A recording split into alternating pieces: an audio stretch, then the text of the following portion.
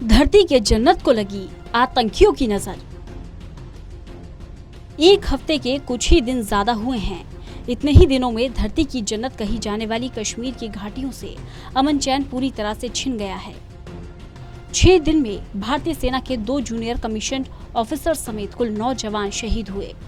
भारतीय सेना और जम्मू कश्मीर पुलिस को शक है कि जंगलों में मौजूद कुछ आतंकियों को पाकिस्तानी सेना के कमांडोज ने ट्रेनिंग देकर घुसपैठ कराई है। पुंछ के जंगलों में करीब 8 दिन से घुसपैठ और एनकाउंटर्स का सिलसिला जारी है। बीते कुछ साल में भारतीय सेना पर ये सबसे घातक हमले हैं, इसलिए वे भारतीय सेना और दूसरे सुरक्षा बलों पर हमले कर रहे हैं। इन 8 दिनों में सेना की जवाबी कार्रवाई में कितने आतंकी मारे गए ये अभी तक साफ नहीं हो सका, क्योंकि इन आतंकियों की लाशें बरामद नहीं हुई हैं। आतंकी हमलों में कुछ गैर कश्मीरी मूल के लोग भी मारे गए हैं। आपको बता दें कि लगातार घाटी में आतंकियों की तरफ से गैर हिंदुओं को निशाना बनाया जा रहा है। घने जंगल में चल रहा सर्च ऑपरेशन। पुंछ के इस इलाके में करीब 9 किलोमीटर का घना जंगल है, जिसको चारों तरफ से घेरा गया है और सर्च ऑपरेशन चलाया जा रहा है। साथ ही फायरिंग भी जारी है। 10 अक्टूबर को हुए एनकाउंटर में हमारे 5 जवान शहीद हुए थे। इनमें एक जेसीओ भी शामिल था। ये एनकाउंटर डेरा वाली गली में हुआ था, जो पुंछ जिले का ही हिस्सा है और एलओसी के करीब है। हमलावरों में पाकिस्तानी कमांडोज के शामिल होने की आशंका। दरअसल 15 अक्टूबर को नारखास के इलाके के करीब एक सर्च ऑपरेशन के दौरान आतंकियों ने हमला किया था। इसमें एक जेसीओ समेत 2 सैनिक शहीद हुए। 2 दिन बाद इनके पार्थिव शरीर मिले। ये आतंकी हमला करने के बाद हजारों सैनिकों की मौजूदगी में भी भाग निकलते हैं। ये पाकिस्तानी कमांडोज से ट्रेनिंग लेकर आए हैं। इतना ही नहीं, इस बात की भी आशंका है कि इन आतंकियों में पाकिस्तानी कमांडोज खुद भी मौजूद हों। इसकी पुष्टि तभी होगी जब वो मारे जाएं या पकड़े जाएं। फिलहाल इन आतंकियों को एक क्षेत्र में घेरने की रणनीति पर काम चल रहा है। इसके लिए पैरा कमांडो और हेलीकॉप्टर्स की भी मदद ली जा रही है। इस साल कितने आतंकी हमले हुए? आपको बता दें, इस साल अब तक 113 आतंकी घटनाएं हुई हैं। 11 अक्टूबर तक के आंकड़ों पर गौर करें तो जनवरी में 4 घटनाएं हुई, जिसमें 11 लोगों की मौत हो गई।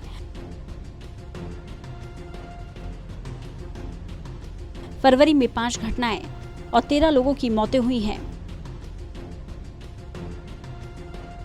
मार्च में 8 घटनाएं और 18 लोगों की मौतें हुई हैं। अप्रैल में 9 घटनाएं, जिसमें 18 लोगों की मौतें हुई हैं। मई में 8 घटनाएं, जिसमें 6 मौतें हुई हैं। वहीं जून में 14 घटनाएं हुई, जिसमें 24 लोग मारे गए। जुलाई में 17 घटनाएं हुई, जिनमें 38 लोग मारे गए।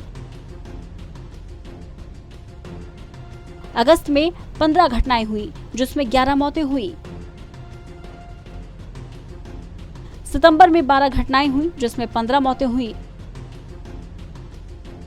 और अक्टूबर में अब तक 18 घटनाएं हो चुकी हैं, जिसमें 10 लोगों की अब तक जान चली गई है।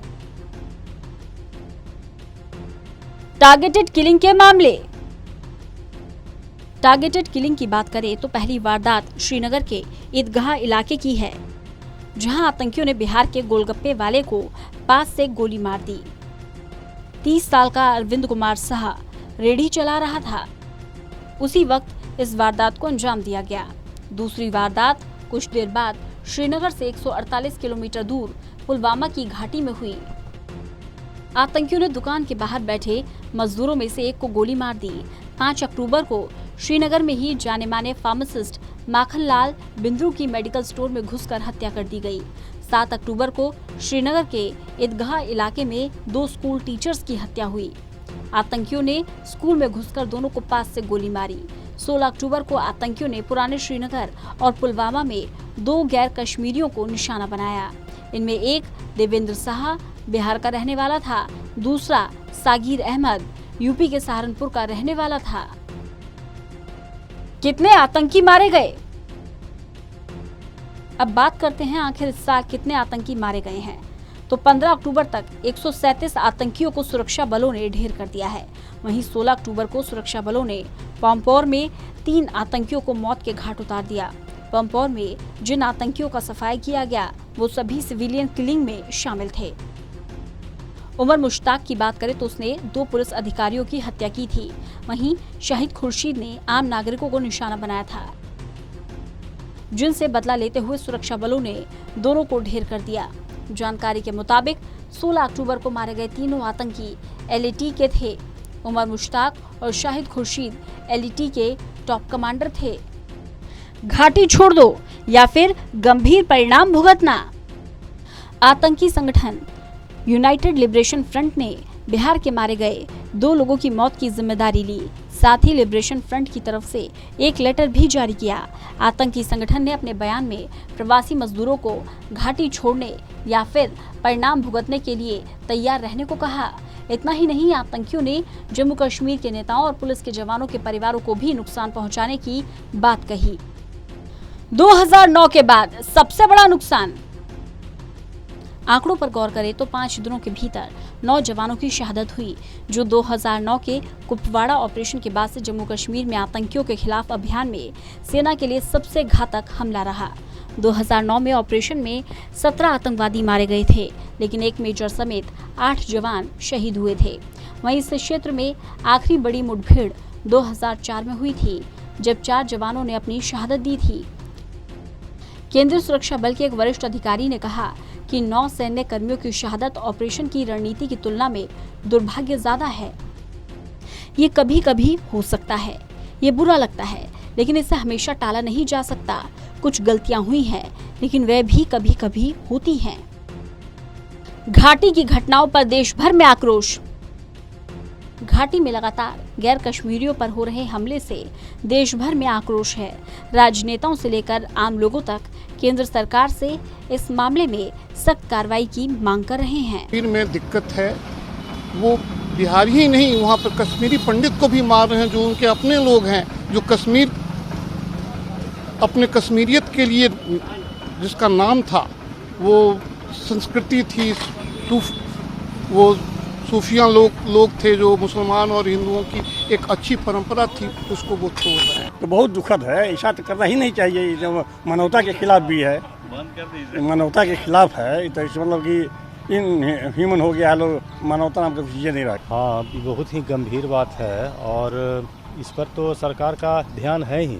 सरकार के तरफ से कार्रवाई तो की जा रही है, लेकिन अब छुपे रुस्तम और आतंकवादियों के तरफ से इस तरह का कुकृत्य किया जा रहा है, तो इसमें तो नए सिरे से विचार करने की आवश्यकता है कि अब कैसे इसका समाधान होगा। और हम समझते हैं कि जम्मू कश्मीर पुलिस और गृह मंत्रालय इस दिशा में बिल्कुल गंभीर है और जल्द ही निर्णय होगा और आतंकवादी निश्चित रूप से सभी मारे जाएंगे। बस कुछ दिन इंतजार कीजिए, मैं समझता हूँ निश्चित सफलता मिलेगी सरकार को। बहरहाल इस मामले में अब केंद्र सरकार क्या एक्शन लेती है, ये अब देखने वाली बात होगी। लेकिन लगातार कश्मीरियों पर हो रहे हमले चिंता का विषय हैं। इस पर सरकार को जल्द से जल्द एक्शन लेना होगा, तभी जाकर इन आतंकियों पर अंकुश लगाया जा सकेगा। Special desk, total news.